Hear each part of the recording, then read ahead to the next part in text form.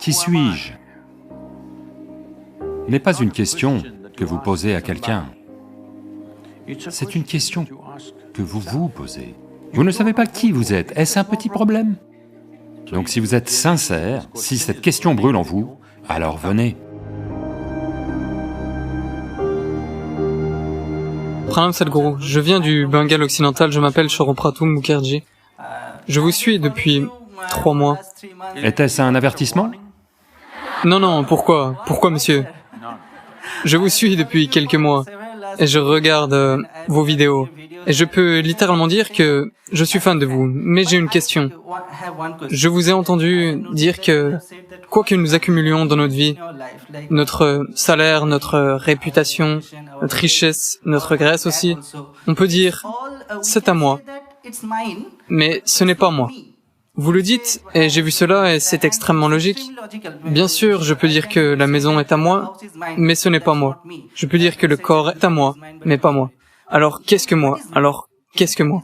Si je laisse tomber tout ce que j'ai gagné, alors qu'est-ce que moi? Qu'est-ce que mon existence? C'est ce que j'aimerais savoir. Pourquoi me posez-vous la question à moi, hein?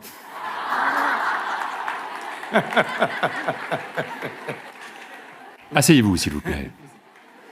Alors, qu'est-ce que vous? En ce moment, ce que vous pensez être moi n'est qu'un tas de pensées, d'émotions, d'idées, de préjugés, de philosophie, d'idéologie, un fatras de beaucoup de choses que vous avez amassées. Vous êtes un collage. Cela ne sonne pas bien. Non, vous êtes un cocktail. Peut-on l'améliorer encore un peu? Vous êtes un bouquet de fleurs. D'accord? Alors, qu'est-ce que vous? Ceci s'est produit à l'aéroport de Cincinnati, dans l'Ohio, aux États-Unis. Les gens font la queue pour s'enregistrer au comptoir de la compagnie aérienne. Un homme passe devant tout le monde et se plante devant le comptoir, et tend son billet. La dame au comptoir lui dit, « Monsieur, il faut faire la queue. » Il répond, « Non, je suis pressé. » Elle lui dit, « Tout le monde est pressé, vous êtes dans le même avion. Veuillez faire la queue. » Puis il dit, « Savez-vous qui je suis ?» Elle le regarde, prend rapidement le micro et dit, « Il y a un homme ici qui ne sait pas qui il est. Est-ce que quelqu'un peut l'aider ?» Alors, qui suis-je n'est pas une question que vous posez à quelqu'un, c'est une question que vous vous posez, que vous approfondissez de plus en plus. Si vous vous étiez levé, c'est comme, ce que vous demandez est comme une prière matinale, vous savez, la façon dont les gens prient. Si vous avez appris un mantra, votre enfant arrive, et vous pouvez même répondre au téléphone entre les deux ces jours-ci. Même au temple, le prêtre répond au téléphone entre deux. Tout ça. Cela s'est produit aux alentours de Noël. Une dame, dans le Minnesota, est en train de prier. Les voisins l'entendent. Elle prie, « Cher Dieu, s'il te plaît, cette fois-ci, la dernière fois que ce vieux fou de Père Noël est venu, il a mal entendu mes prières. Ce que je veux, c'est un corps mince et un gros compte en banque. La dernière fois, il a mal compris cela.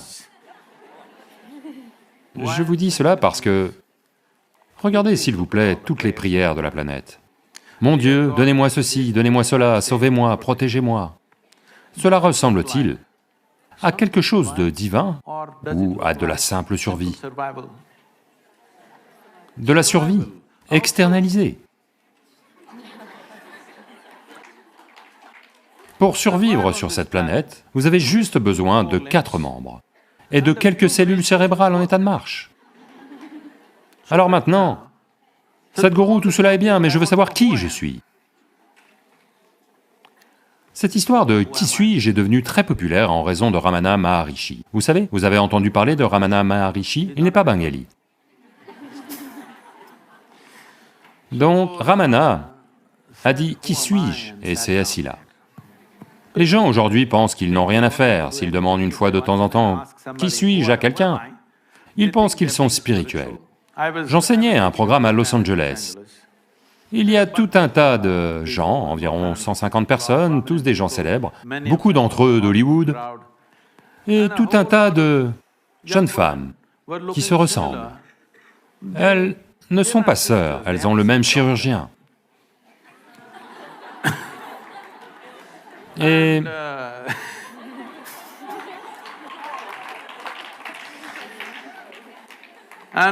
puis l'une d'elles me dit, « Sadhguru, je leur enseigne juste une pratique simple de 21 minutes. » Pourquoi? Pour vous tourner vers l'intérieur. Comme vous posez cette question à l'extérieur, vous n'allez rien trouver. Si je vous dis, vous êtes Atman, Paramatman, des absurdités, où est-ce que ça vous mène? C'est juste du vocabulaire en plus. Voyez, si je vous dis, vous êtes une âme, vous êtes une entité divine, vous êtes Atman, vous êtes Paramatman, vous n'avez pas avancé d'un pouce, vous avez juste ajouté des mots insensés à votre vocabulaire. C'est tout ce que vous avez obtenu. Alors j'ai dit, nous vous enseignons un processus simple de 21 minutes pour apprendre à se tourner vers l'intérieur. Mais vous nous dites tout ça, pendant 21 minutes on doit faire tout ça, mais Ramana Maharishi a dit, vous n'avez pas à faire quoi que ce soit. J'ai dit, wow, Ramana est arrivé à Los Angeles? Mais Ramana n'a rien fait, c'est un fait. Il s'est simplement assis comme ça, jambes croisées, simplement, ne faisant rien, de façon absolue. Les rongeurs sont venus mordre et ronger sa chair. Elle s'est infectée. Les vers ont infecté ses plaies. Il est simplement resté assis à ne rien faire. Si vous êtes capable de ce genre de rien faire, immédiatement il y a une réponse, d'accord? Mais maintenant, en Californie, ils sont faits comme ça, si un moustique les pique, ils appellent le 911.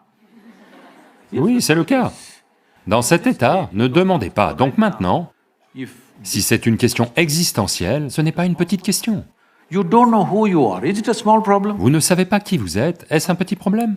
C'est un problème fondamental, n'est-ce pas? Et vous vous levez, vous présentez d'où vous venez, de Bengale et tout ça, et maintenant vous posez la question. La question n'a pas encore mûri. Si vous vous étiez levé et ne pouviez pas poser la question et que vous étiez au bord des larmes, j'aurais répondu à cette question de façon complètement différente. Mais maintenant c'est une blague, alors je plaisante avec vous. Est-ce que ça va? La question est là, c'est une bonne chose que la question soit là. Mais la question a besoin de tranchants pour pénétrer.